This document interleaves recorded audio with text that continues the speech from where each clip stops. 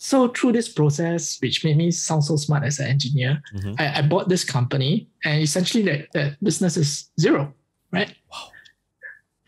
Wow. Even though I bought like 1 month away from the great financial crisis, which further solidifies the point that it's not so much about when you buy it.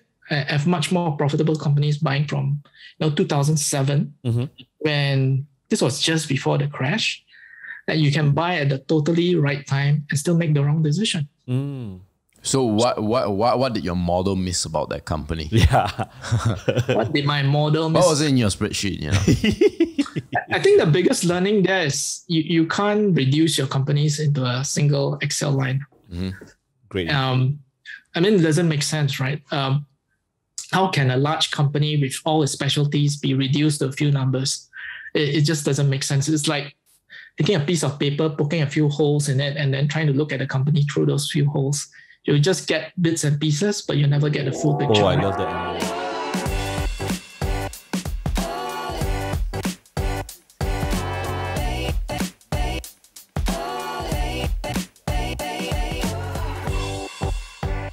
Before we begin the podcast, have you gotten your free ebook? It's called the Build a Six-Figure Portfolio Guidebook. Now, inside it, we share with you the tips and tricks to bring your stock investing skills to the next level. The best part, it's only 10 pages long and it's totally free. Whether you're on Spotify or YouTube, the link to download is in the description, or you can go to www.firl.co/FREE or www.firl.co/free. Welcome back, everybody, to the FIRE podcast, best place for long-term stock investors. Now, today, we have Mr. Hui Leong. He started his career as an engineer, went on to become a commodities manager, and then went in a short stint in the pharma industry, and finally, he got deep into the world of stocks through Motley Fool. Welcome to the podcast, Mr. Hui Leong. Hi, everyone. Yeah, thank you so much for spending your time with us, Hui Leong. I mean, it's a great pleasure. Probably let's start off with your relationship with money growing up. You know, a 15-year-old Hui Leong, did he get enough allowance from his parents, or was he complaining that allowance is not enough? You know, probably we start. So now I'm supposed to complain about my mom. If there is anything at all. Yeah.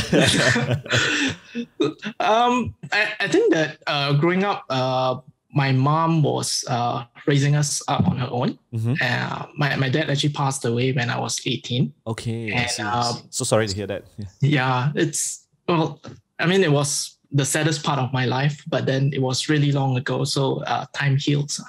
But I think in terms of money, we have always gotten by quite frugally, but then I think the key moment came probably before I graduated, right? I see. Then I started to realize that I had to work just to get money, and that didn't feel like a really good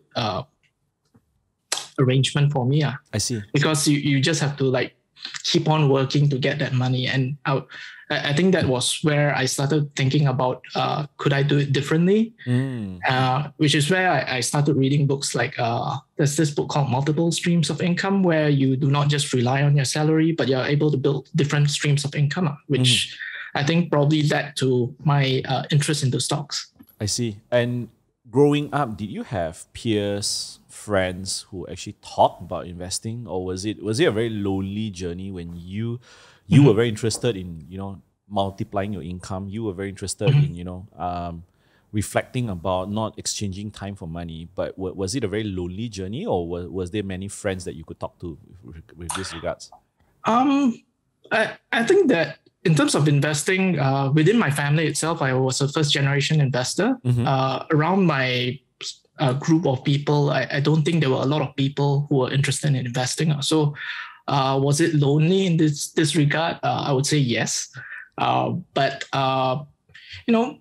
there was the internet, and which was a marvelous thing, right? When I was growing up, I remember the when I was in like Form 1, right, in my primary school in Penang. the first assignment that everyone got was to write about the school's history, right? And this was pre-internet days, right? Okay. And like you are totally new to the school, you're like first year student. It's like, where the hell are you going to find any information at all? It's not even about your writing skills. It's like just finding something to write about, right? It was such a traumatic experience, I felt. And I felt that the internet was wonderful because it allows you to connect with so many people just from the comfort of your own home. Yeah. And you know, Hui Leong is actually a Penang Free boy. Oh. Yeah. So that good of yeah, I mean, no, lots of illustrious investors are from there, Hui Leong. Dato Chia Cheng Hai is a Penang Free boy. Yeah. Have you managed to connect with him before?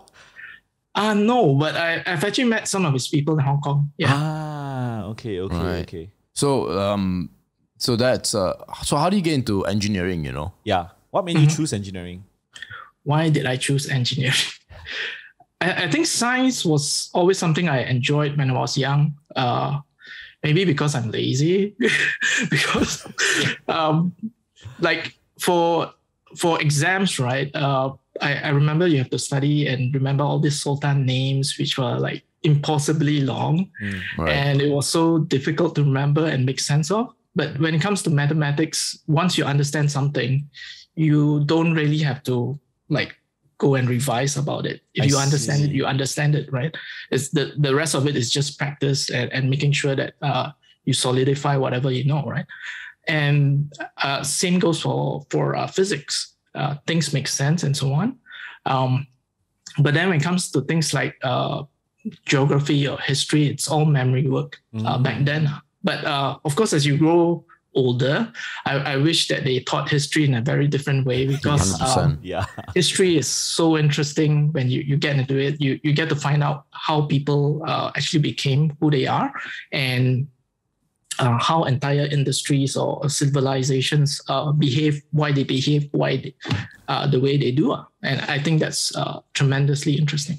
Yeah, MJ and I are both history buffs, more so, you know. Yeah, 100%. Yeah. We'll get into that a little bit later. But, you know, what was the, you know, apart from reading the book about multiple streams of income, right? But what got you interested into investing in general and then subsequently into stocks specifically? I don't think I can like point to one particular point where it's like this was the moment, right? I felt it's more like a slow burn which sort of builds up over time. So multiple streams of income is one of the moments where it got me interested in finding other ways to earn money to create this multiple streams of income. Investing was the most interesting option of all these multiple streams of income. And I actually started as what you call a boglehead. I invested in index funds. Don't try to pick the needle in the haystack, buy the whole haystack, that kind of mentality. And I started with index funds. The problem in Singapore is that index funds, I think there was only like one product back then. This was 2002, right? I think the ETF just got launched. I didn't know what an ETF was. There were so many questions around it. Information was scarce. And so I sort of gravitated towards buying index funds for the S&P 500. And then probably somewhere around 2002, 2003, the company which I was in Chapter 11. Oh wow, okay. Right? So when you're in Chapter 11, basically, I was in procurement, right? There was nothing to do, right? So when I get bored, then we started fiddling around with things. We started looking at our share price of our own company. And that's sort of like where the spark started and the interest started. Procurement for me is very similar to investing in a way because you're essentially going out to find new companies to build long-term relationships with them for supply of their goods. And there's, to me, a lot of similarities between procurement and investing. I was always interested in the sort of business part of procurement. I see. Because I got to visit probably like 50 different plants across Asia, Europe, or US, where you just get to see so many different company setups, and that was tremendously fascinating for me. I see. Right. So, do you own shares in the company when you were looking at it? When you see it go down, or you didn't? You're talking about the company I was... When you were in Avantas, the one that got into chapter 11. Oh, no, I wasn't. Okay, that's good. I did... did I buy shares? I think I did. Then I sold it. Okay. But when you're in chapter 11, it's like totally ridiculous. It's the drama there. I think there's a lot of speculation, a lot of rumors. It's not really investing. I see. Right. I see. So you went from, a boglehead, to use your words, you love ETF, and you made the switch over to more individual stocks, partly because you enjoy, as you mentioned, you enjoy looking at individual companies and all that. Yes, when did that happen, and were there other motivations, or was that the big motivation to switch? I can't point to like a particular point of time where I said that there's this switch over, right? It's just I guess curiosity, and to be honest, I didn't know what I was doing, right? It's I read a book, I think it's called Buffettology, and the thing about books is when you read about all this, how do you invest and so on, everything's so neat and tidy. That's right. It's like, oh, this looks so easy. Yeah. It's neat and tidy. Of course, the maths is so easy. And then when you go into the stock market and start looking at proper companies, like, oh my God, what is happening? It's a lot more mess, what a right? mess. Like, this looks okay, but there's so many like warts and so on. And that's where it made me even more curious to sort of dig in and understand more and more. But essentially, I think in the early days, it's a bit like throwing spaghetti on the wall. I didn't know what was the style I should invest or what sort of approach I should take and so on. I was just sort of throwing everything and seeing out of interest what will stick. I see. So what was the first one that stuck to you, right? In terms of investing style, and how have you evolved since then? I can sort of describe it into 5 phases. So okay. I can explain. So I think that the first phase is where a lot of people start. When you first start investing, when you first buy your first stock, I can't even remember the first stock I bought. Are you still holding on to that one? No. Okay. That's why I can't remember it. Yeah. But in any case, I think when you first start investing, there are a lot of, there's like trying to drink from fire hose, right? It's a bit like there's so much information coming at you. You do not know which information is important and which is not. And you start to worry about very minute things. Things like, why is the stock market going up 1% today and my stock is down? You have that kind of thoughts, right? And you'll be checking your share price 20 times a day or something like this, hoping that it'll somehow change during that 1 hour. If you stay harder, then the price will go up, right? Or something like that. And that's your research. And I think one of the key moments in phase 1 was that the stock which I bought, and I still remember this, it jumped 10% in a single day, right? I see. And I couldn't find out what was happening. It's like, why did it move up by 10%? So I was searching high and low. And eventually I found out that, it was just because the CEO rang the opening bell in NASDAQ. Okay.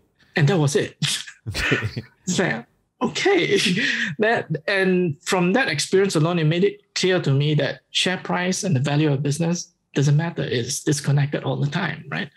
And it's one thing to read it in a book, but to experience it for yourself, to see this sort of situation happening with your own eyes, I think it's sort of burns it into your brain. I see. And this was phase 1. So how do you categorize phase 2? The other phases. Yeah. So phase 2 is when you sort of get more comfortable with holding shares. I think one of the biggest challenges is not selling when shares start to go down, right? For me, phase 2 is when now that I think about it, I may answer your previous question, is when I started becoming more comfortable with stocks versus ETFs or index funds. Because it was always a question to me whether I could actually do it. and whether I should just stick with ETFs or index funds and just be done with it, right? It's not a bad option at all. And that was the moment where I saw with my own eyes that you could buy companies, you know what's happening in the company, you know how much cash that company has. And I started feeling more comfortable holding those companies because when the stock market falls, I know it's not going to go to zero. There's money in that. This is a company which is not doing badly. They have cash on hand. They're generating lots of cash. And I felt more comfortable holding those shares instead of holding an index with 500 different companies, which I do not know what's happening in those companies, right? But for this one company, I know what's happening. And that's where I started getting more comfortable holding. Right? Conviction. Yes, correct. Yeah. But I still wasn't very satisfied because even though I was holding, I was not really buying when those shares are down, right? I could hold, which is good, but I wanted to make sure that I had the conviction to actually buy when shares are down, which sort of brings me to phase 3 and phase 4. Right?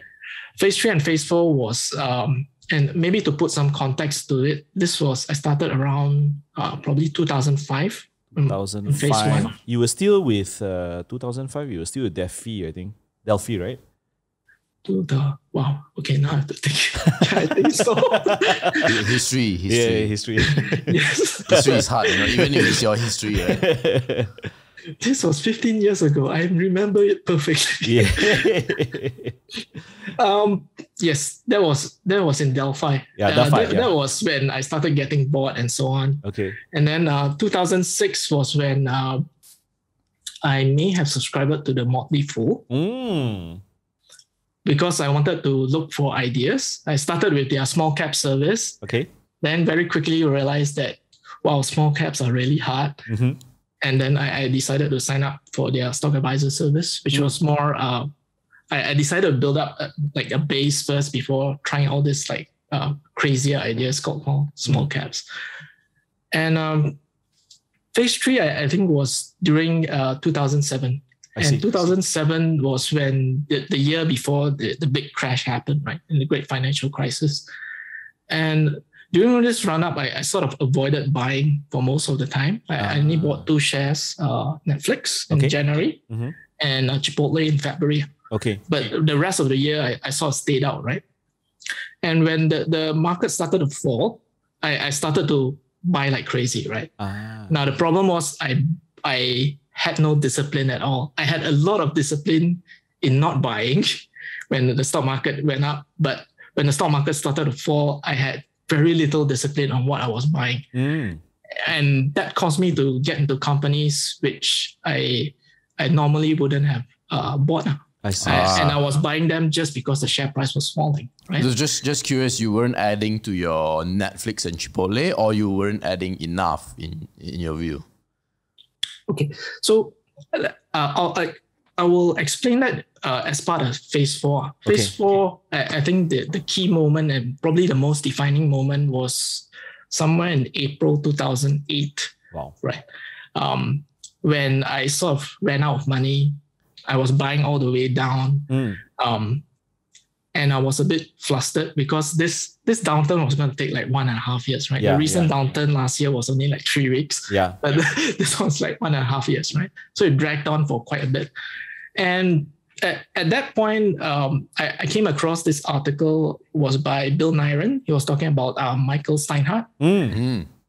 And Michael Steinhardt had this really interesting technique where he just basically sold everything whenever he felt that he was out of step with the stock market. So whenever he felt that whatever he had on his portfolio, he had too many wishy-washy positions, he wasn't sure what to do with this company and that company, he would just sell everything. Okay. Right? And by doing that, it sort of clears the slate. I see. And allows you to focus and forces you to think that, okay, now that I've cleared the slate, would I buy the same companies which I own before I sold, right? And that, I think, is the acid test. I see. And when sorry, go ahead. Okay. No, it's like starting from a blank piece of paper. Exactly. Yeah. So at that point, I didn't really sell everything. But I did this mental thing. I just imagined someone went to my portfolio, sold everything, and now I'm all in cash, right? And what would I do? And that process itself helped me realize that, oh my gosh, I had this, like, I bought all these companies which I had lower conviction on, and all the companies, the Netflixes and so on, which I had higher conviction, I wasn't adding to them because the share prices wasn't falling as much as those which I had lower conviction on. So I was just blindly buying all these companies, right? Which I had low conviction on. And the worst thing is I didn't realize I was doing it. Wow. And that made me aware of this phrase from, what was it, Warren Buffett or Ben Graham? The market is here to serve you and not to instruct you. And that phrase really struck home then. I immediately became clear that I was approaching it completely wrongly.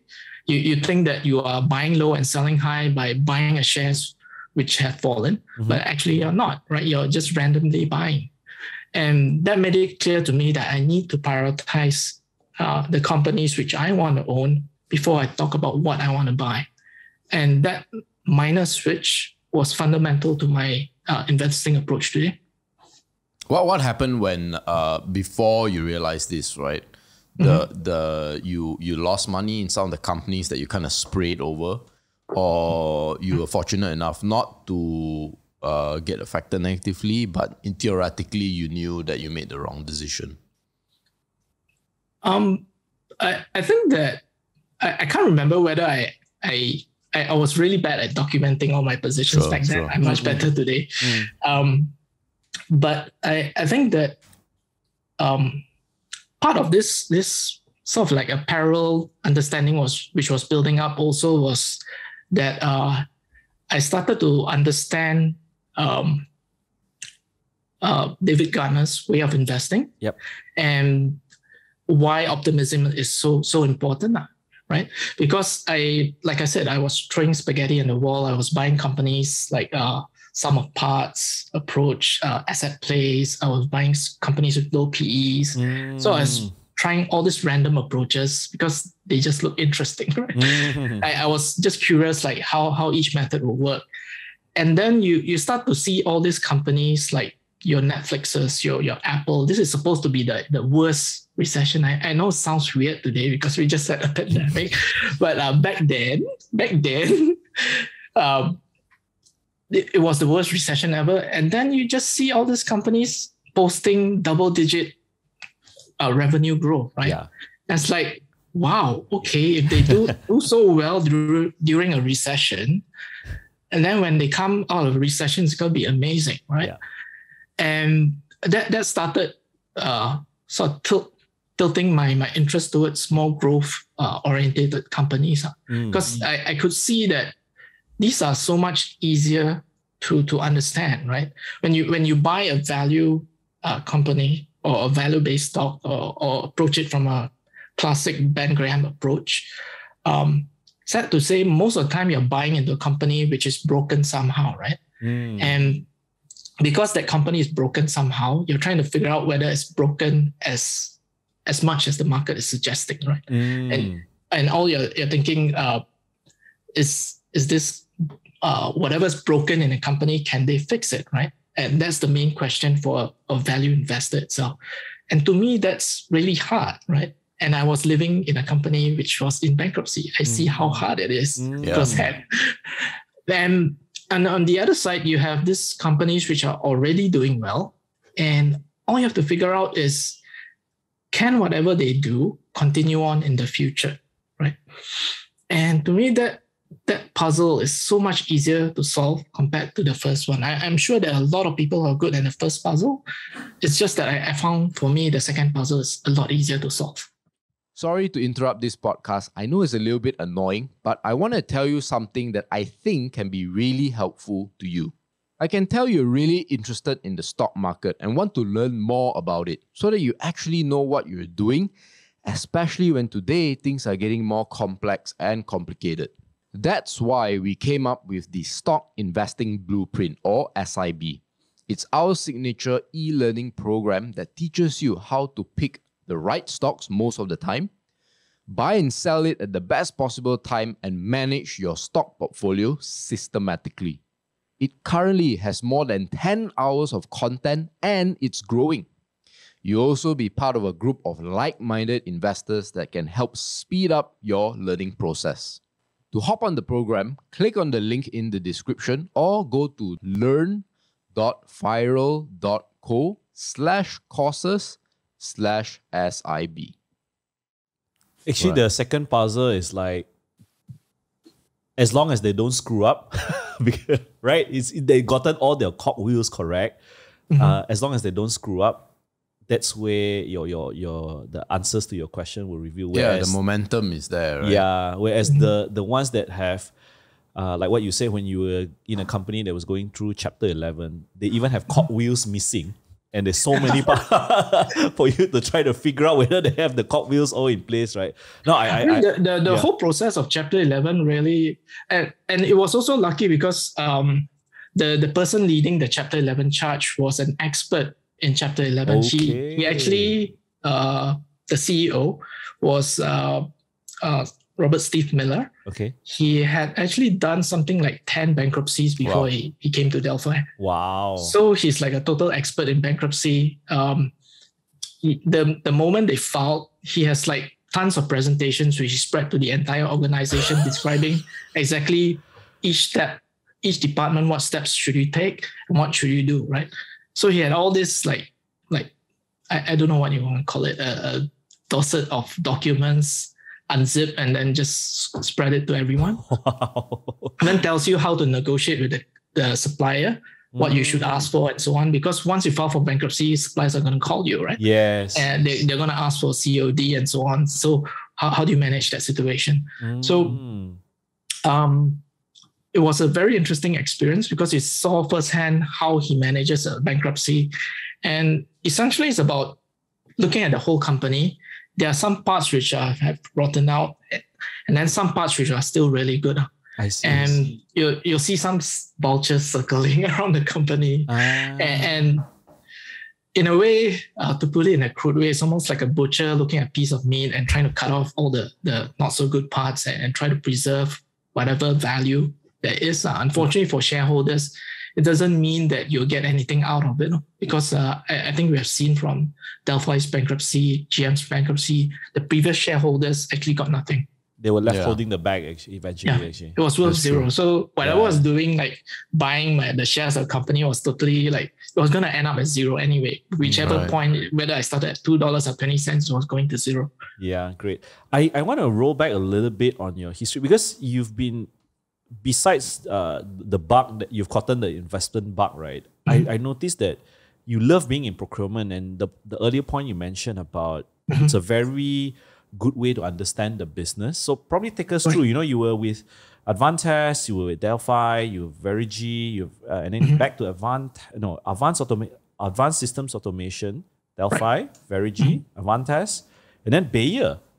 It was like electronics, and then suddenly pharma. So probably take us and maybe relate that to helping you in your investment realization, actually, or investment career. Yeah. It's gonna sound strange, but the first job I took was because I felt I couldn't communicate very well. I've always had these thoughts in my head and I struggled to put it into words. So I decided to take a job which would force myself to talk more. I see. Which at that point was being a project engineer. So as a project engineer, you have to talk to all the different departments, whether it's designers, procurement, purchasing, the manufacturing, logistics, the store guy, and so on. So a whole range of different people. And that led me to one of my early mentors who was this guy who always said that he has like primary 6 education, and he was always making fun of my university degree and so on, which was totally fine but his grammar was horrible. But the interesting part was that even though his vocabulary was so limited, whatever vocabulary he had, he made such good use of it, which made me interested. He could convince suppliers with his limited vocabulary much better than someone with a wider vocabulary, right? It's just a matter of what words you use and how you convince people. So, and that was one of the key points, which to me, investing is also about communicating to people. How do you put whatever thoughts you have and crystallize them on paper? So that was, I think, the main contribution for my first job. I see. Then I came to Delphi. I have no idea why they decided it's totally fine that I'm from a different industry, but I'm thankful I'm in it. The good thing about Delphi was even though they would eventually file for bankruptcy, there was this period of time where they would just fund procurement people to just fly around Asia, Europe, and US to look for suppliers. Sourcing. Yes, correct. To look for new suppliers, basically. And that allowed me to basically connect with CEOs, high-level people, and you have more references, right? The first plant you visit, they might show you like this setup and this plant. These are my machinery, and you'll look at it, it's like, okay, I have no idea whether it's good or bad, but it's okay because you have no references, right? Correct. But then once you have more and more references in more and more different countries, and you see things like a Japanese plant in Vietnam, or you see a totally automated plant in Bilbao in Spain, right? And you see all these possibilities, and you have all these points of reference, which helps you understand or gives you data points to compare whether or not a CEO is really as good as he says it is, or whether the operations is as good as they say it is, or the kind of problems which can happen within the companies. How do you work with a company, or how do you transplant like an Indian company into China, for example, right? Which there is, by the way. There's a company called Sundram Fasteners in China, and they have a road named after them in China. Wow. Are they listed? I have no idea. But you see such iterations also in China. You have like one Sundram road, right? Which is interesting. Very, very interesting. And so that sort of made me curious about different companies, and there's this fascination about how they compete within these companies. Now that I think about it, one of the training sessions with Delphi actually had was on finance for non-financial managers, right? And being a training session, they pull out Delphi Financial. Okay. And I think that was also the moment where I suddenly saw, oh, you're only making 3% profit margin. Then it's like, oh my gosh, I do so much work and you only get 3%. Something is wrong here, right? Because it's like for automotive, right? For every single part which goes into your car, there's like this bunch of documentation. It doesn't matter like whether it's like a screw or tires or something much larger. There's this much dossier, right? A dossier of documentation. There's this whole process you have to go through to qualify that product for that one machine. If you change machine, you have to qualify again, right? And you start to think there's some sort of disconnect here, because nobody goes into a car showroom and admires the bolts in the car. 100%. Yeah. Nobody's like, wow, what nice tires, what nice bolts, I'm going to buy this car. Nobody ever says that. They probably buy it because there's a moon roof, true story, or 2 cup holders, right? And I just saw that there's something wrong with this model. Like, why is this disconnect? And why is it that a Coca-Cola, which just does something tremendously simpler, and they earn 20% margins? It's ridiculous. Something's wrong with this whole thing, right? And this sort of made me more fascinated with how and this is probably where history comes in, right? Why did all this industry become how they are? And how do all these different companies within the industry compete, right? And what happened back then? Wow. Yeah, it's I mean, great that because I'm very interested in the semicon industry as well. So Delphi, especially automotive tier 1 suppliers, which Delphi is, right? Why pharma? So it's like tap. And okay, Avantes, Delphi, Verigi, still adjacent. And then all of a sudden, pop by Bayer. I'm going to touch on Verigi for a moment because it was also important in the sense that the culture within Verigi eventually is a spin-off from Agilent, right? And Agilent is a spin-off from HP. Yep. So there was this HP way culture within Verigi itself. And for me, that was a really interesting period of time because you read about good cultures and so on, but you never really experience it, right? Yep. And within Delphi, you couldn't really experience it as well. The funny thing is Delphi had a lot of documentation, but when it comes to ownership, it's much less compared to what you see in Verigi, right? I see. I'm sure Delphi has its own strengths in terms of engineering and so on, but when it comes to other parts of the business, they have some catching up to do, right? So, but inside Verigi, you could see there's this open culture where people were just like really challenging each other. And one of the key moments was I spent around 6 months in Switzerland, right?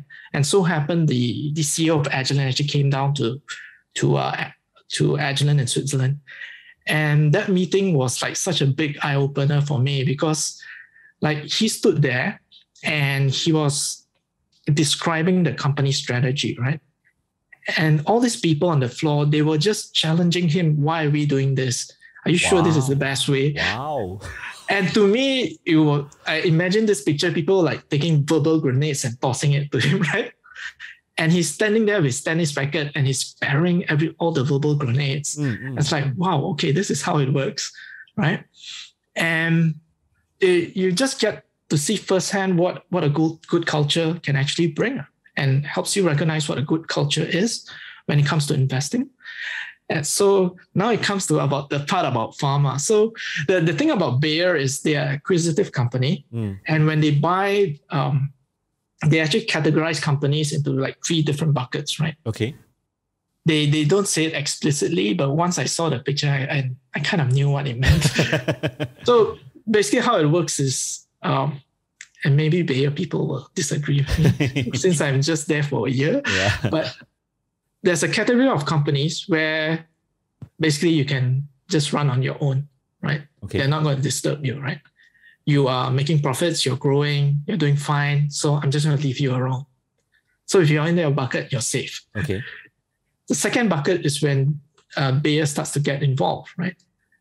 When your growth starts stalling or you start to have some problems with profitability and so on. And that's where they start to come in and try to be helpful by cutting costs and so on. Okay. And the third bucket is probably when they prepare you to get sold. Because within the whole case of Bayer, within the company itself, they have a very defined process of how they actually acquire companies and which companies they sell. The division which I joined was actually doing radiology. It was doing equipment. So I'm not doing like drugs or pharmaceutical. It's a bit of a weird division within Bayer because it's totally disconnected with everything else they do. Yeah. So they have at that point of time, they're very different now. They have crop science, they have material science, and then they have pharma, right? And within pharma, they have this little division which does equipment, which basically injects iodine into your body and to look at any defects you have on your blood vessels. So that was how I actually got into Bayer itself. And I think that the experience is also useful because then you're able to compare the audit stringentness between a semiconductor industry, automotive, and versus a pharmaceutical. And there are some huge differences between them. Well, what are these differences that you find that surprise you as well when you discovered them? So when I go for audits, right, for the companies itself, I get to go with the quality engineer. Okay. So I literally stand behind them and see what they see and look at what they ask. So for example, for automotive, they're very big on error proving, right? And error proving is about making sure you do not have any errors in manufacturing the part itself. Yep. Right? And this is a Japanese concept called poke-yoke. Okay. Which one example would be like if you have a process which goes through 10 different steps, right? You go through process number 1. When you get to process number 2 should check for whether process number 1 has been completed, right? Process number 1 could be about drilling a hole on a piece of plate, and process number 2 would have a sort of a jig that you can fit that part into. If there's no hole, then you cannot fit through it, or if that hole's tolerance is wrong, it totally cannot fit. So that's one way you can actually check for processes within that manufacturing itself. The interesting part about pharmaceutical is that they actually look for pest control. Yes. So you would actually look for they'll put all this I don't know what they call it, rat traps. Okay. It's like a little box with rat poison inside, and there's a hole on the side. Okay. You have to look for where it's placed, like next to the door, and they'll look at things like could you have, instead of use pellets, have a block of rat poison, so that you know whether that poison has been taken or not. Because if you have pellets, then you do not know how many pellets were there and whether you need to top it and so on. So they'll be looking for things like this. Interesting. Huh. Wow. Yeah, I'm getting a good lesson here, MJ. I think you too, right? Yeah. I mean, so, you mentioned just now about how David Gardner kind of shaped a lot of you. Would you consider that phase 5? Phase 5, it's more like phase 4. Okay. So I like to say that David Gardner was the one who sparked my interest in growth investing. He made it he made it clear why optimism works, basically, right? And another key character in my sort of development is a gentleman by the name of Tom Angle. He's from Kentucky. Okay. Unfortunately, he's retired today, but he was the one who helped shape and forge the details behind my investing approach, right? Okay. How I invest and so on. And from there, the third person I would point to is someone called Jeff Fisher, who's also from the Motley Fool. Okay. And he made whatever Tom Angle and David Gardner did more teachable. I see. Right? And phase 5 is what I would describe as refinement of my approach, right? I know what I want to do. I know how I want to approach investing by then. But phase 5 was all about refining it and and adding more perspectives and making it better, basically. So what would you say, right, based on this refinement and your whole entire journey of investing, what would you say are some of the successful examples that you've personally made investments in? In the refinement phase, or in your whole entire process, what do you think are some of the best investments that you've made that best exemplify, what you believe today? Okay. So the biggest winner in my portfolio is actually Netflix and Chipotle. Okay. Right. But back then, I can't say that I've like saw it coming. Sure. Like I mean, like it was a totally different business back then. Anyway, yeah. The part where I'm most sort of like, yes, I did this because I know what I was doing, was in 2010. That's when the stock market had recovered. Okay. And then there was this decline. And I was so happy because now I know what I'm supposed to do, right? So that's when I pick up shares like Apple, Amazon, I think it was Intuitive Surgical, and a few other companies. And that was when I already knew that these companies were growing. I've done my homework. I was prepared.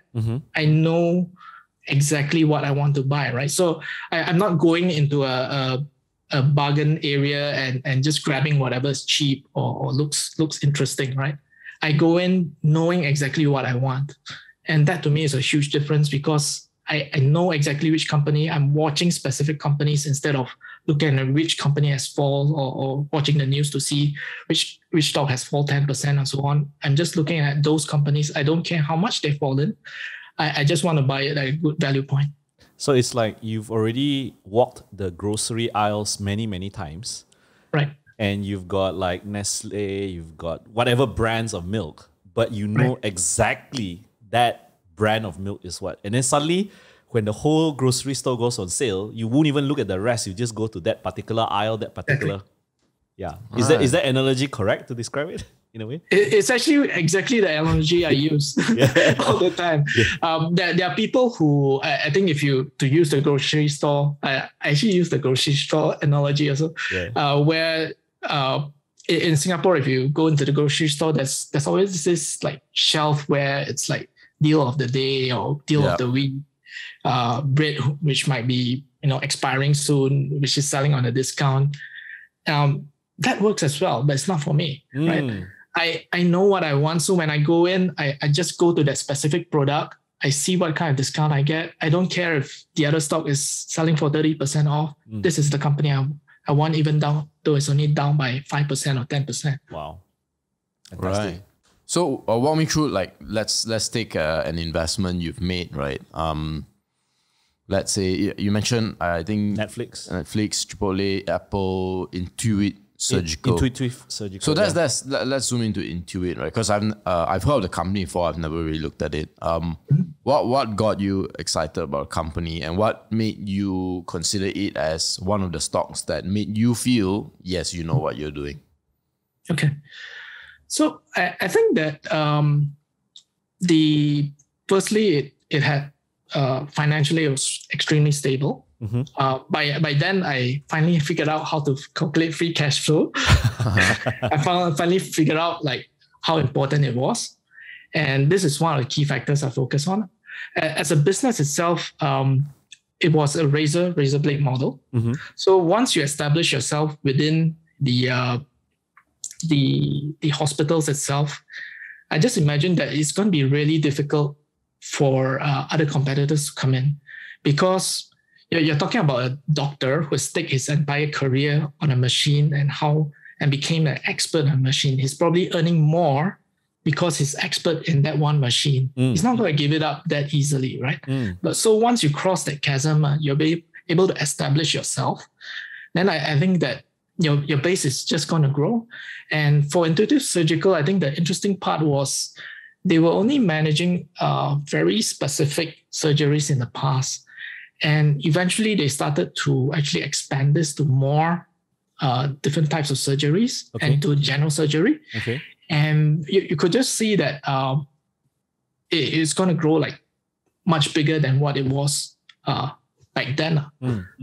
Did I expect it to go as big as it is today? No, but I never think that a company can go up by 10 times. Like I never pick a company thinking that, oh, this company is going to go up by 10 times. Nobody knows that for sure, right? Yeah. But I could see enough positive things on how this stock could actually work, or this business could actually work. And this is further solidified by my experience within Bayer, where the division I was in was very well established within the radiology segment itself, and they were. I do not know what their installed base is, but and I don't think I can like reveal like numbers or anything. Sure. But just to give you a sense of scale, right? They sell maybe thousands of equipments. Okay.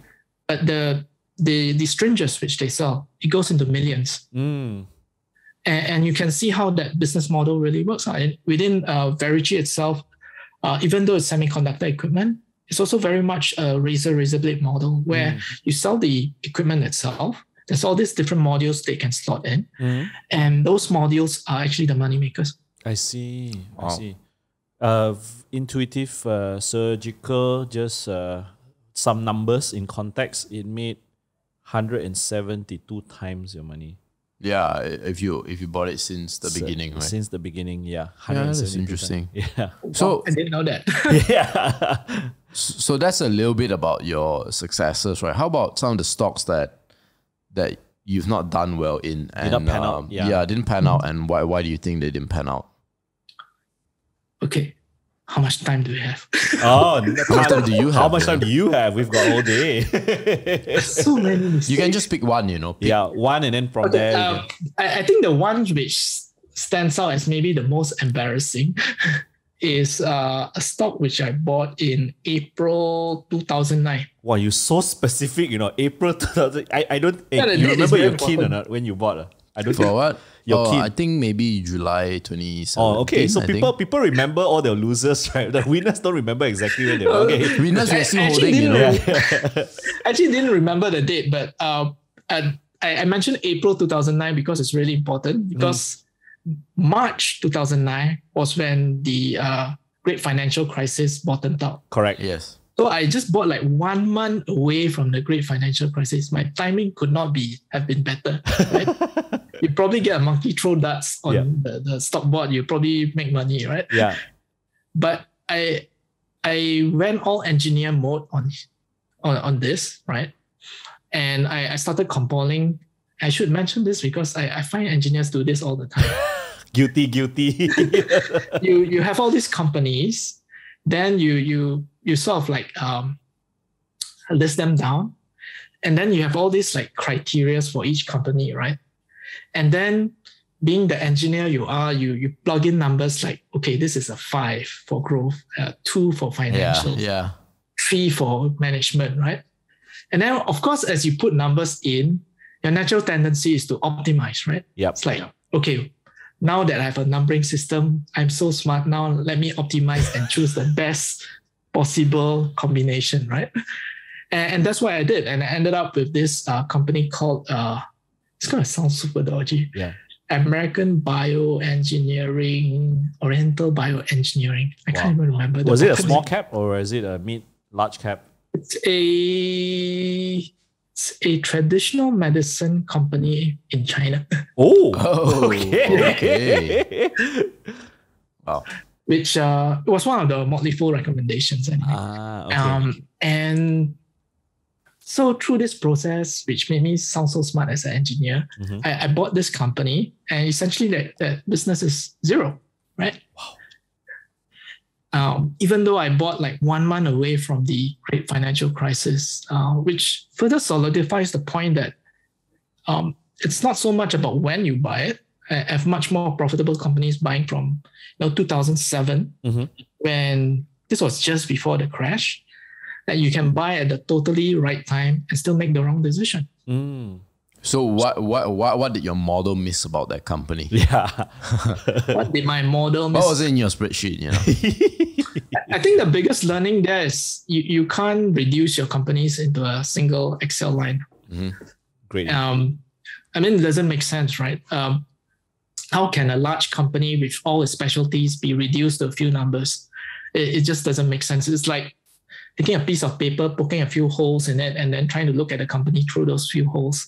You just get bits and pieces, but you never get the full picture. Oh, I right? love that. But do you analogy. think that's where the physicist in you that's why, right? Because in physics, everyone tries to reduce everything into an equation. Yeah. Or there's so many forces they want to reduce it to 4. Oh, I've you have seen- E equals MC squared. So elegant, Yeah. so short, so nice.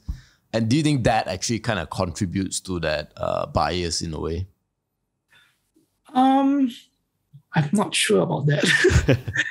I mean, I am a trained engineer, so that I see that as my natural tendency. Mm. So I think that in investing, you have to understand your own tendencies. I measure performance not to show how good I am, but to show whether or not, like, my past decisions which I made, have I made correct decisions or wrong decisions, right?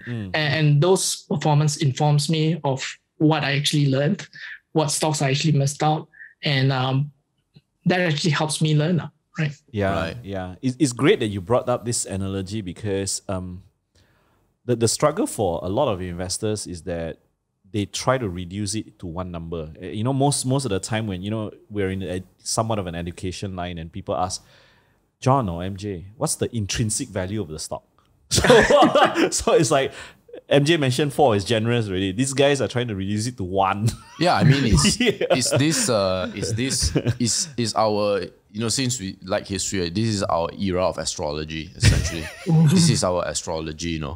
But you mentioned in your spreadsheet when you were giving numbers that you gave a number to management, the 3 for management. I find it very interesting, right? So obviously I'm not going to ask you about the model itself, how you categorize 1, 2, and 3 and whatnot. But what role does management play into your analysis? And how do you tell what's good and what's not? Because in America, especially where you're mostly invested, right? Every CEO has a marketing gene. That's right. They're built to market, and that's why they became the CEO in the first place. And it can be hard to discern, right, who is legitimate and who is not. So in your assessment, how important is management, and also how do you assess them? Yeah. I think it depends on the type of business. There have been companies where the presence of the founder has been fundamental to the success of the company, right? Yeah. And there's also situations where professional CEOs actually did extremely well with the company as well, right? And I think that it really, one thing is it depends on the stage of the company, right? I think that early stage companies will benefit from the founder operator, but it's also not a given. What I actually look for is founders or CEOs who are comfortable in their own skin, who are able to handle criticism, who know exactly who they are. And if someone were to criticize them on some shortcoming, they would immediately accept it because they know that for themselves, and they actually didn't know they need someone to tell it to them, right? They know that is their weakness, and they surround themselves with other people who actually are able to help them on their weak areas.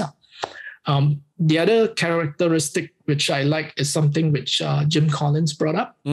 He wrote the book Good to Great. Yep.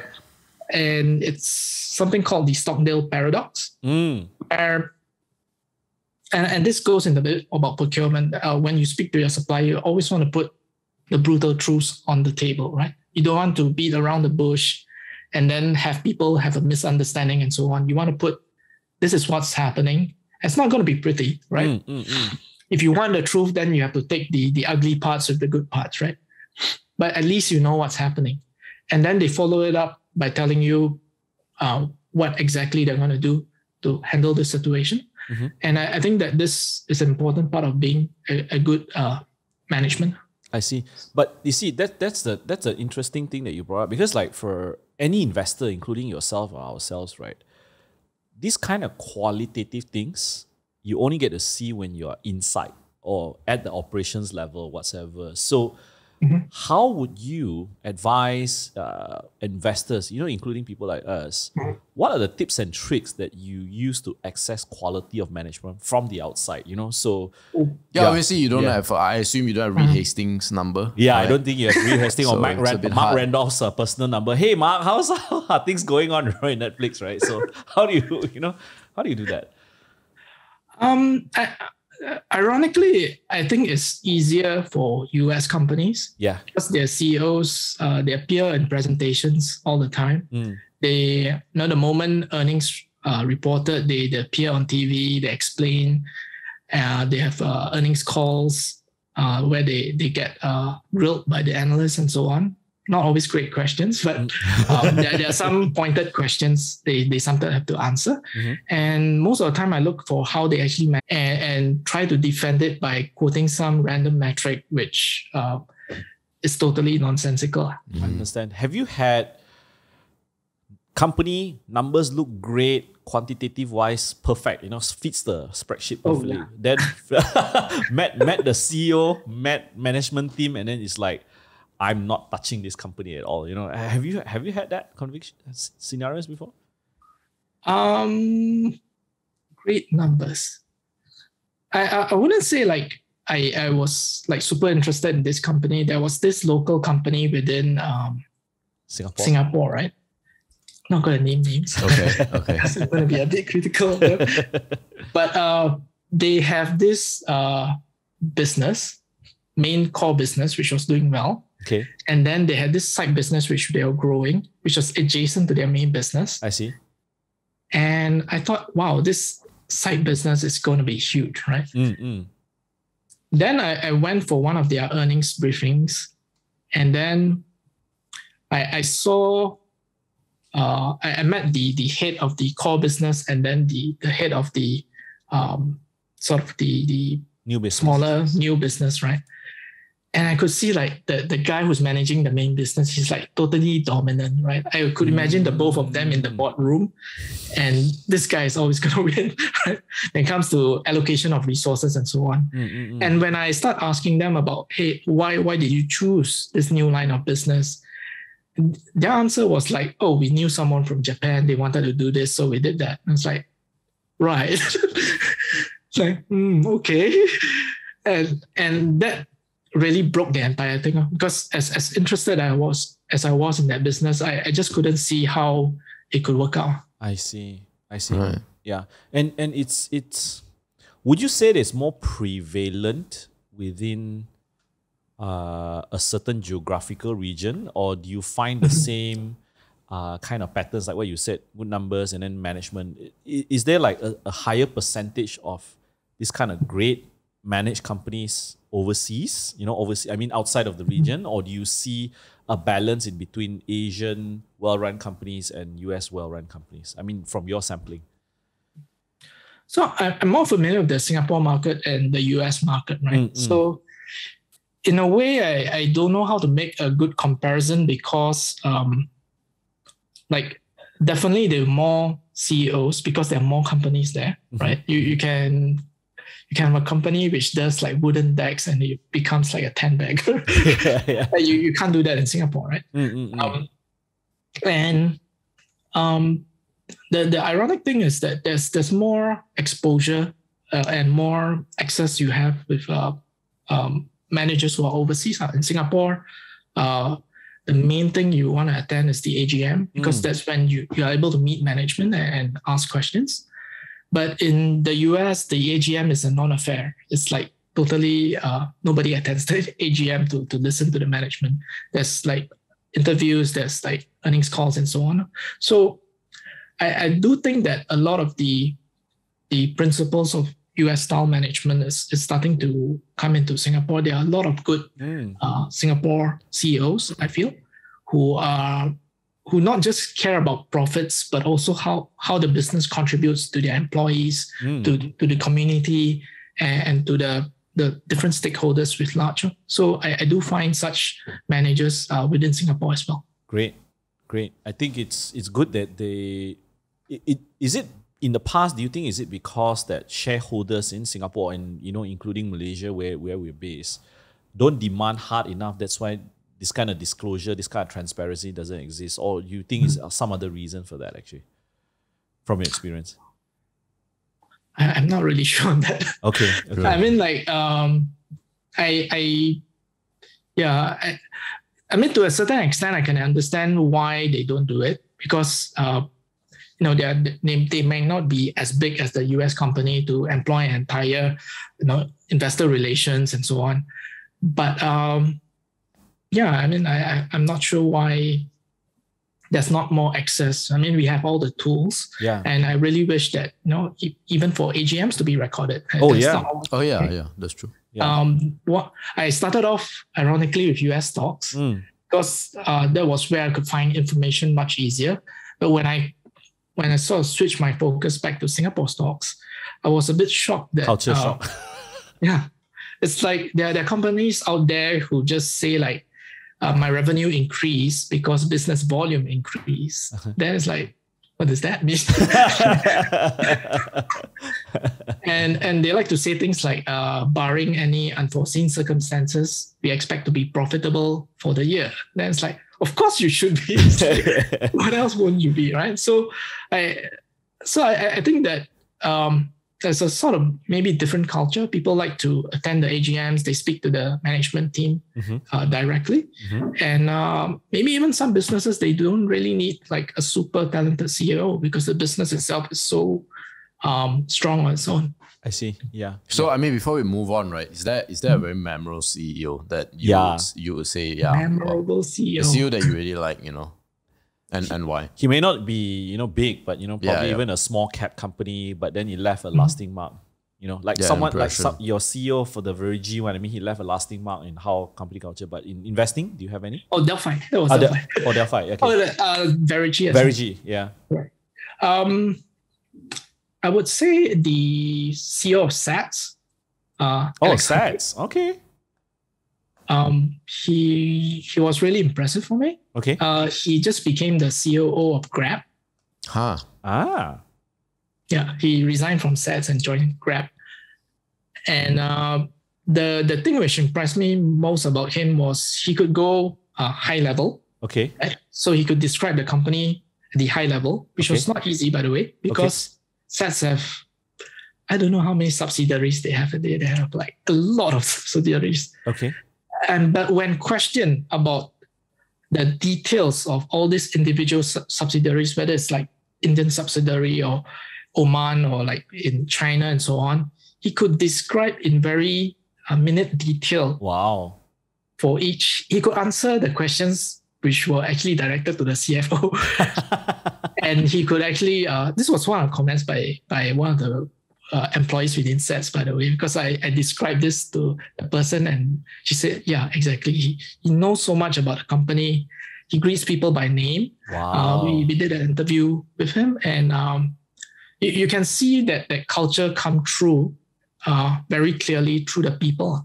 And I think that is one of the things why I joined Verigi, because to be honest, when I went for the interview, right, it's in my mind, I was like, okay, just go through the motion and let's see what happens. I had very little expectation, but that culture component was so strong, right? And it just came through from the people, and I could just feel it just from that interview itself. Wow.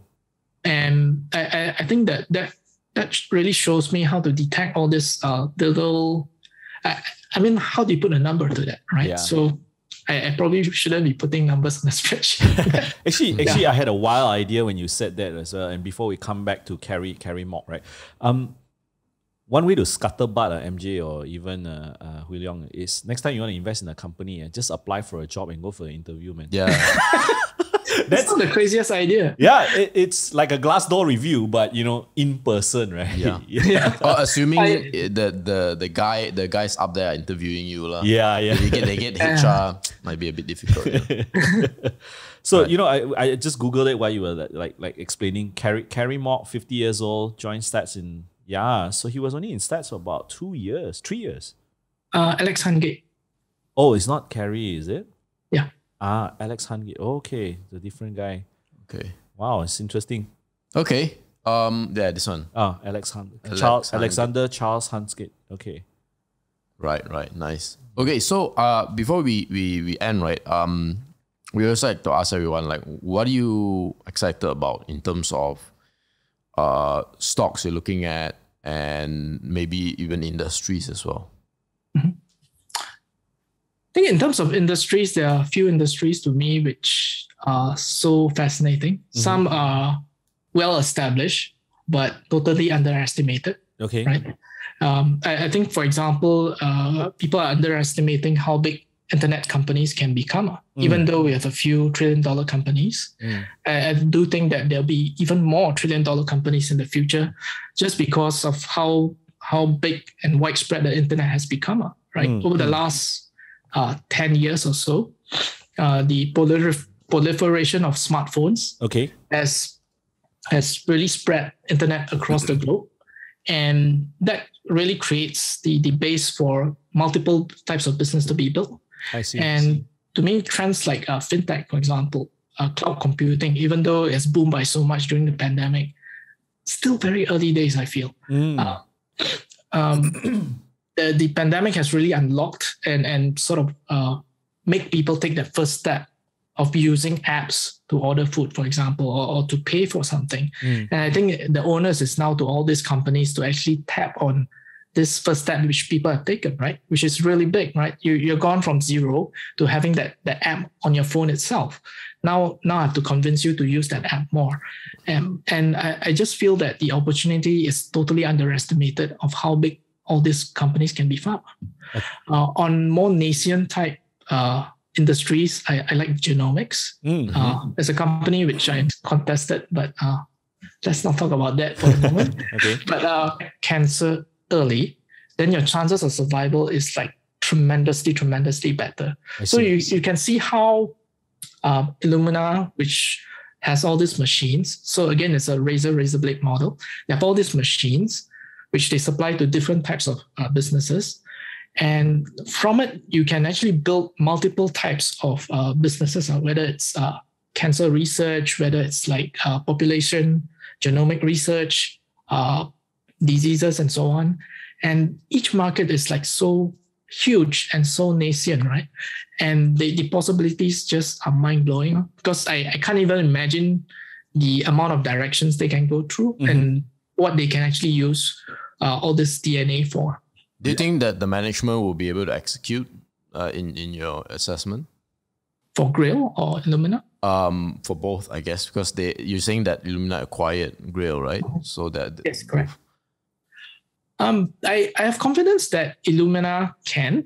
The reason why it's contested is because when they bought Grail used to be part of Illumina, right? They spun off Illumina, and then now because at that point of time the technology was not fully developed yet. It was just an idea, right? So they funded it. I think Jeff Bezos, Bill Gates. Okay, I'm not sure about Bill Gates, but a few large investors funded this effort, right?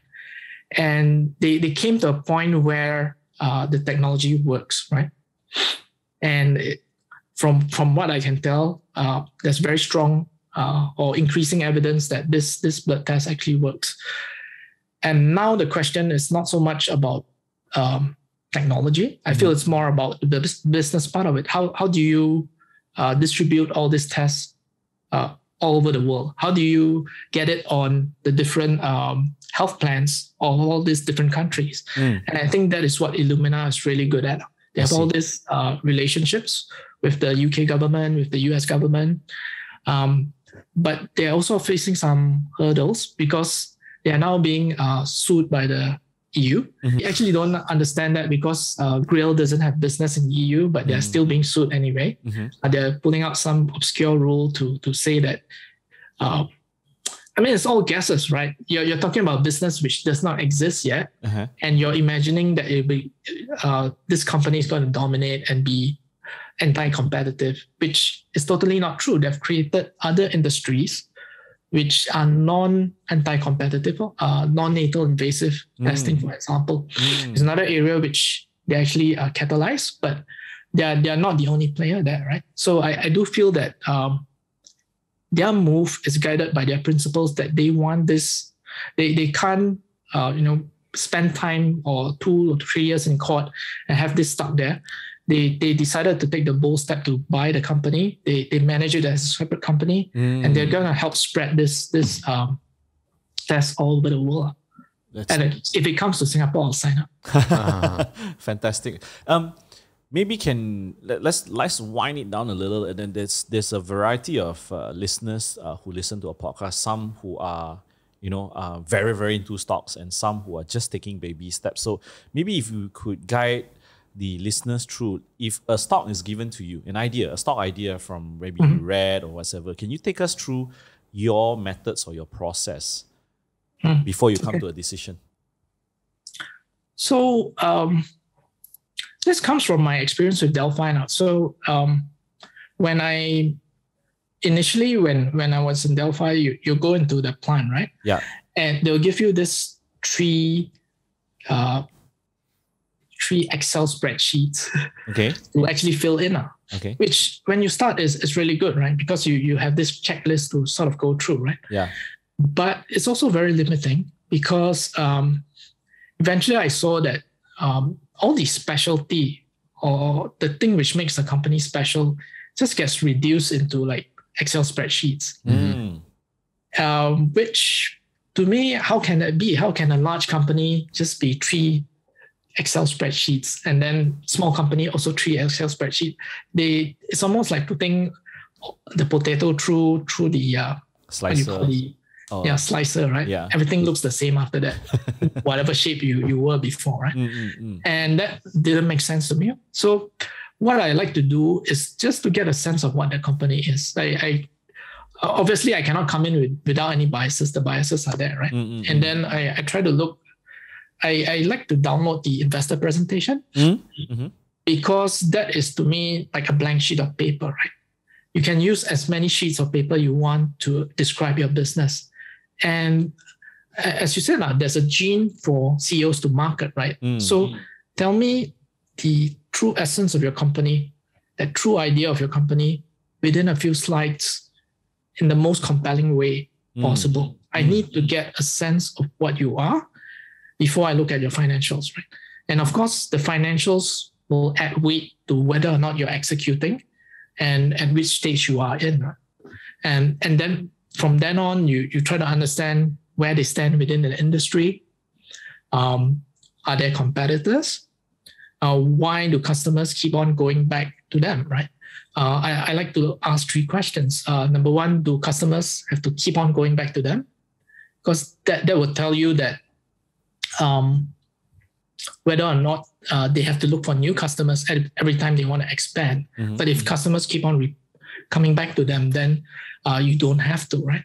Which is a big thing because you'll run out of customers if you go the other route. Yeah.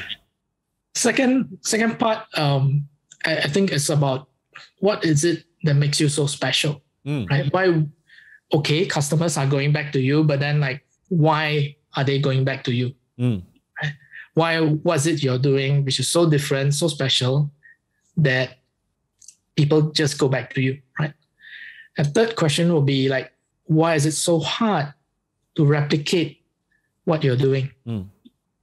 And I think those 3 questions usually help me sort of form an opinion about the stage of where the company is, because some companies are still very nascent, very interesting concept, but execution is still very early. And then some are already well established with all their multiple modes, which are interconnected, which you can't actually knock down. So I do see things as a sort of range of possibilities where on one side you have companies which may have a very high magnitude, a very low probability because you're not sure whether it can be successful. Yep.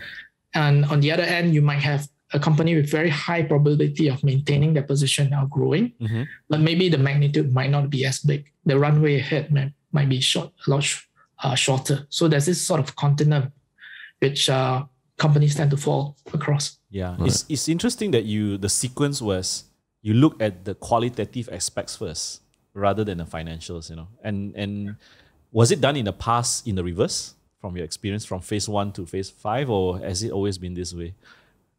I can't tell really. Okay, no. I don't really remember. Yeah. I guess in the past, the reason why I bought Netflix was partly because I thought that what they do was so cool. Why don't they have this in Singapore, right? Yeah. Because back then there was like no streaming videos, right? Yeah. And they had this DVD by mail service where you watch a DVD and then you'll send it back. They'll send you the next DVD. And it's like, that's so awesome. Singapore has such a great postal system. Why aren't they doing this? Yeah, right? exactly. So, and that was one of my main impetus as a customer. I just saw that, wow, this is really awesome, right? It's something you will sign up for, right? Yeah. Yeah. Exactly. And the financial part took a bit longer because there was all this, everyone was like pointing to like different metrics. You should look at this and you should look at that.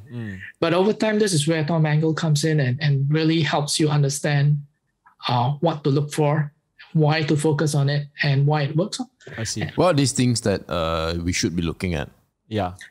I think firstly, I look for revenue growth, right? For me, revenue growth, if you have no revenue growth, then you eventually you'll hit a wall on how much you can actually grow, right? Yeah. So that's like the first line I look at. The second line I look at is your free cash flow, right? How are you funding your growth, right? Are you negative? If you're negative, means you're taking on more debt. Or are you issuing more shares? And how does that work? Why are you spending? I'm not saying that it's wrong, right? Because there are some companies which have been successful doing that, like Tesla, Yeah. which I never bought. But like I like to know how your growth is being funded. Is it sustainable, right? And will that lead to much larger free cash flow in the future, which will then help sustain the business and have this sort of very nice model where as you build more, it generates more free cash flow and allows you to build even more. And for the restaurant industry, especially a Chipotle, right? It's a beautiful thing when you have, and it's really easy to understand as well. You have a certain number of stores. You're generating a certain amount of free cash flow, even though you have already spent an amount to actually build more stores. And those additional stores are just going to add more free cash flow, which allows you to build even more. And you have this sort of self-funding model, which helps you to grow much larger in the future. Right. Before I want to ask, why do you think you missed Tesla? Why didn't it sit well with you? Yeah. I'm going to give you my cop-out answer. Please. So, I figured it could be partly due to my experience within the automotive industry, which created a bias. But Delphi does apply to them, right, at the moment? Do they? I have no idea. Okay. Sorry. Go ahead. I'm not sure. So for Tesla, I already had one company which was burning money like crazy, aka Netflix. So my cop-out answer is that I couldn't see myself buying another company which is burning money like crazy. And as time goes by, you sort of see all these successful companies which somehow manage to burn money and the investors don't care. And you start to wonder, like, how do you differentiate between a Tesla with some other company which is totally not a Tesla, right? Like a Nikola or something. Or what was that company called? Pandora? Oh. So I've started to sort of tighten my criteria around this companies, and to me, it has to be worth it. So for Tesla, I guess it should have worked based on my new criteria, which is totally useless for the situation now. That you should make it worth it, right? I mean, like if I were to invest a company which was burning money, then it has to be a company which has a chance to dominate in the future. And Tesla had that opportunity. I wouldn't invest in a Twitter, for example, because even if you grow big, you're going to come up against Facebook and Google, right? And what are your chances of actually becoming more successful, right? I'm not saying you cannot make money with Twitter. It's just that it becomes less enticing for me. The next thing is about, and this is a very nascent theory I have, because I'm always worried on whether or not I've been enjoying this luck based on low interest rates. I think that there's a certain amount of luck involved for these companies as well, because we've gone through this period since 2007 where interest rates were just super low. Correct. The whole period. And that allowed them to borrow money and actually fund all this growth, which in turn put this financial barrier for any other company who wants to actually come in and actually do what they do. Netflix today, I think, spends something like 17 or 18 billion on content. Yep. And that to me is the entry price of competing with Netflix. Are you willing to spend that amount of money to compete with Netflix on a chance that maybe you'll be successful or maybe you'll not? I think even at Apple wouldn't try to attempt that. Yeah. And Netflix is already competing with the likes of Marvel and all that has even a higher barriers of entry for content creation, right? Yes, correct. Yeah. I'm going to segue, and probably this is the last part of the podcast with regards to your experience at the Smart Investor and the struggle of a publishing arm or an education arm issuing kind of reports and then under the Hawkeye of the Monetary Authority of Singapore and trying to like, hey, you guys are not licensed analysts, because it's a struggle for us because we know the situation with Motley Fool in Singapore and why they couldn't really operate there. Yeah, so maybe can you give us maybe paint the context and the landscape of writing financial or very more specifically investment content that is in a way inferring to either a buy or sell call, but not specifically. And at the same time, the struggles of, having to please customers with this, because most of them don't want to do the work. So maybe paint that picture for us. I think that within Singapore itself, right, there's definitely too early in the picture. And ironically, it wasn't until July 2019, I think, where the MAS actually came out and gave a clear guideline of what you can say and what you cannot say, right? And I know this because we actually consulted lawyers before we set up the company of what we can do and what we cannot do. And it was really important to us that we stay focused on the reason why we formed the company, which is to help our customers who have been with the Motley Fool and who still like us and who still very much want to follow us. I see. And those guidelines, when it first came out, I was a little bit shocked because it made it clear that there was very little difference between licensed and unlicensed. And the difference was that you could actually talk about companies, but you cannot say buy that. Yeah. And that was one of the major differences. And that was kind of it, right? Yeah. And anything else you can actually do. You can run a screen, you can publish your results, and that's totally fine. Yeah. You can talk about companies you own and you buy, and that's totally fine. So there's this sort of area which I would totally welcome more regulation. I would be willing to sign up for any licenses, which would help us be more straight and narrow, right?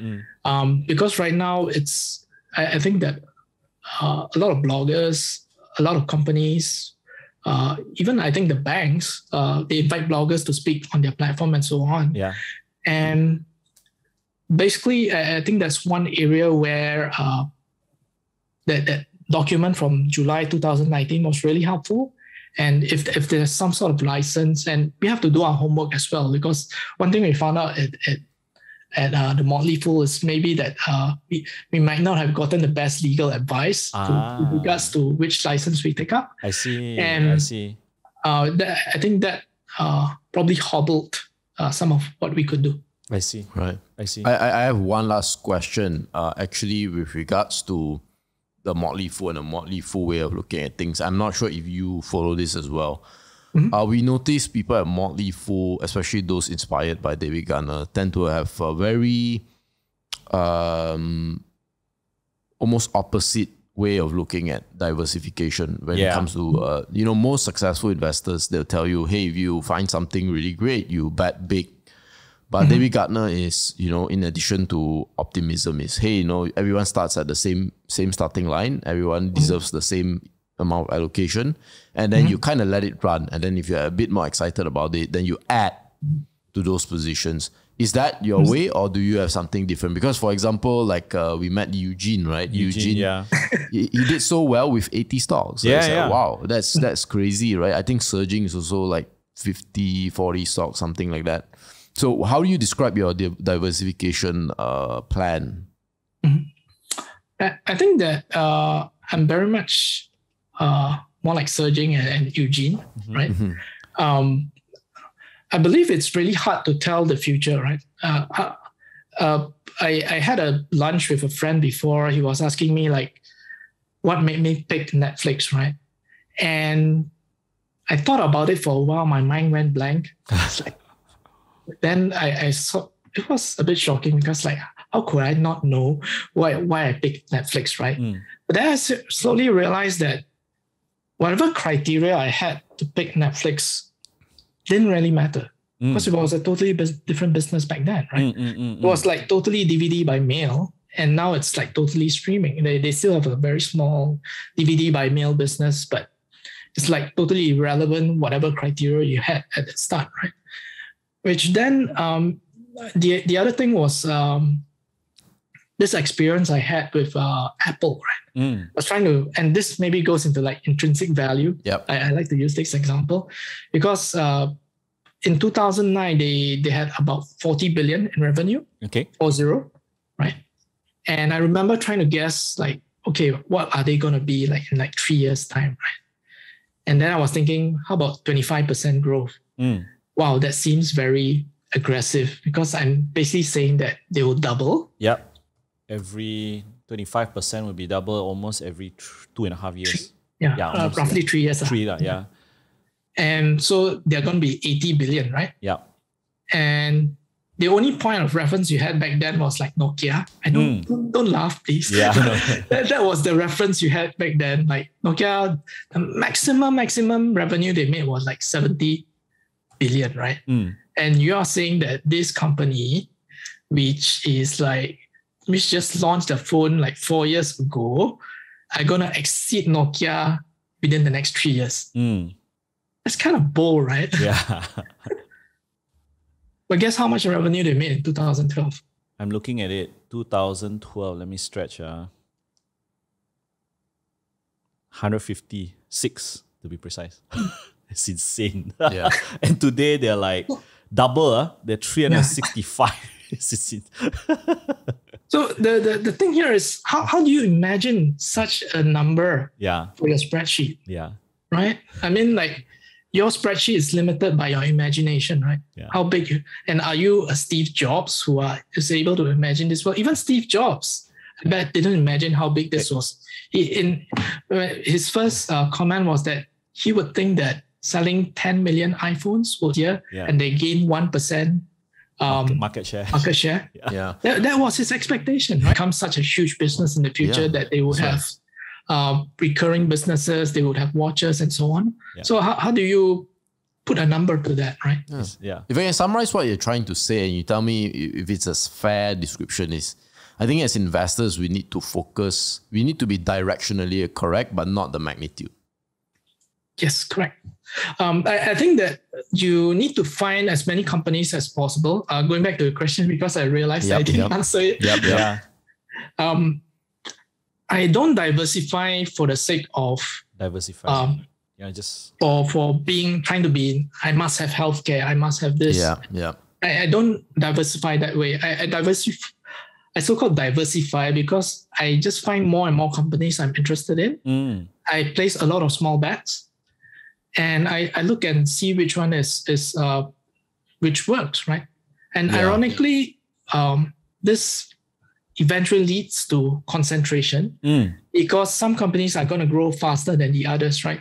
Imagine if you started with all these companies at $10, 10 companies, $10, you invested $100. One company goes up to $100, the other company goes down to $5. Then automatically the big winner becomes a big part of your portfolio, the weightage, right?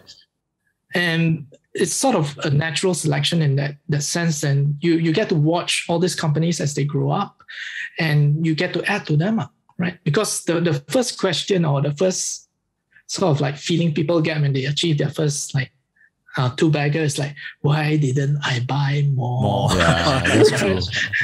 But the thing here is you could have actually bought more because this growth is not going to happen over 1 or 2 years. You're talking about 5, 10, 20 years. That's right. And even if you invested in 2010 for Apple, you still made 16 times your money, right?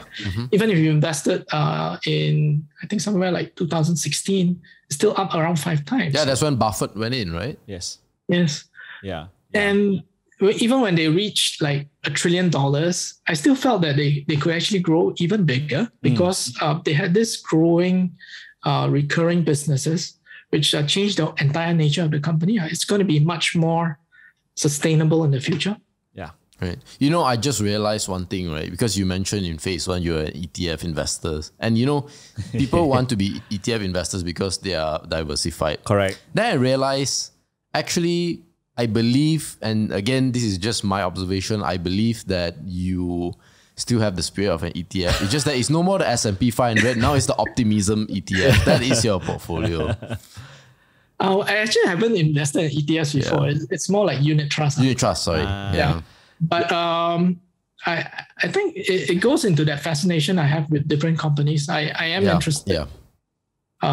I just find it boring if you're just going to look at 10 companies all the time. It's like... That's true, man. That's a good point, actually. Yeah. That's actually a very interesting point about the psychology behind their diversification, right? Because if you're like so concentrated, we only got 10 companies. Or quarterly reports, you only have... You know, it's two schools of thoughts. You know, some people said, wow, got 10 companies. That means 4 quarterlies to reach for each company, multiply by this. But then, in a way, when you have like 100 companies, you may not need to know like every single change in their revenue, but directionally... Yeah. And if you're wrong, so what? It's only 2% of the portfolio, right? Yeah. And the other thing is that when you study across multiple businesses, you start to notice patterns which occur across the businesses. Correct. Like when Chipotle fell into problems, when they had the E. coli crisis. Right? And initially, everyone thought the brand was damaged forever, right? And it may have held some sway because they suffered for about 2 years, right? But eventually, when I saw that, actually the problem is not so much about their brand, right? Of course, the brand took a hit when all this news came out, but the longer term problem was they did not have a good delivery system. Put it bluntly, they made great food, but they have no way to put it into the hands of their customers, right? And that to me was a solvable problem because I've already seen, I've held another company called Panera, which had gone through that problems. And I could see that, this is totally fixable. They have the cash, they have the free cash flow, they can fix this problem. I think that helps you sort of gain a sort of, I like to call this shallow investing because people say like I deep dive and I'll know everything about a company, but and then I'll shallow dive across more companies. And you get to see all these companies which are really, really smart. When they start to head in the same direction, that's probably where the industry is headed, right? Back in 2013, Google started talking about how smartphones could actually proliferate internet across the world. Because at that point of time, even though probably in Malaysia and Singapore, internet connectivity was so prevalent and everyone was like, we are living in a world where internet connectivity is a given, right? Yes. But in many, I wasn't aware that in many parts of the world, internet was still not prevalent still. And for that part, I think that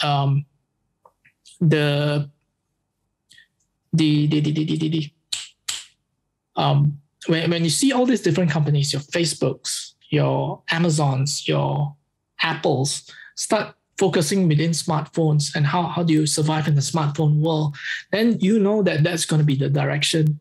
And investing even in 2013 would have been amazing for all these different companies. Yeah, great. One last question and then probably a shout out for your channel. Sure. How important has mentors, I mean, you've mentioned a few, and you actually worked with the legendary Dr. David Kuo of and then now he's kind of like, it's still. I always remember his jester hat, Yeah. How important do you think mentors are in helping guide, and let's just say probably tips to the audience out there, for those who are not into this industry like us, like how do they get mentors in a way? I think when you find a great mentor or great investor who's willing to share, I think you take all efforts to connect with them. So for the case of Tom Angle, he lives in a small town in Kentucky. Did you fly there? I was on a trip with Bayer. Wow. Right. But I was in Pittsburgh, so it was a 6-hour drive to Kentucky, to and fro. So 12 hours in total. Okay. But may sound crazy. Now that I think of it, it's kind of crazy that I drove like 12 hours just to meet someone on the internet. Yeah. And my colleagues are like, I met someone on the internet. But basically, when you find someone like that who's willing to sit down and go through like every minor question you have, grab hold of that guy, spend time with that guy, invite them out for coffee, learn as much as you can from them.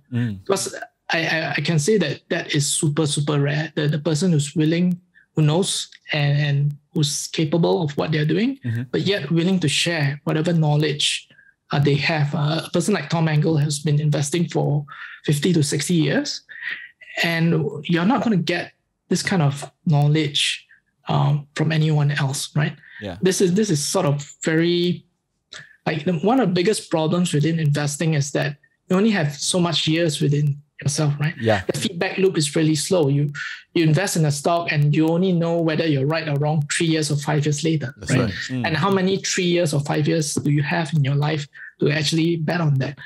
And having such mentors who are able to see or travel roads ahead of you is tremendously, to me, very important.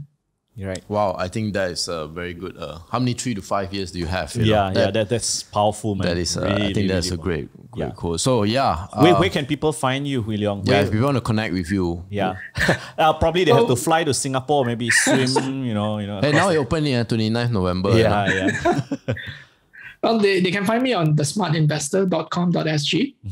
If you want to email, you can email us at hello@thesmartinvestor.com.sg. Yep. Yeah, I'm trying to connect with Dr. David for the longest time. I put it on LinkedIn, but he's just like kind of ignoring me. So Should we go down to Singapore in knock December? on the door, Dr. David. Hello, I'm here. Yeah.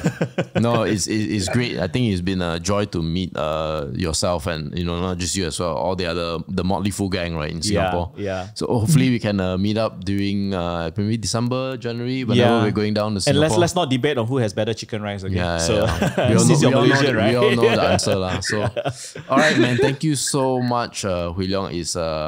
It's been a pleasure, and thank you so much for spending time with us. And for those of you all listening, I'm pretty sure you enjoyed this podcast. If you like this sort of content, please share it with your friends. Give a like, comment, subscribe. Click on the notification bell so that you know when more awesome guests like Hui Leong will appear in your feed. And, Yeah. see you guys. See you guys.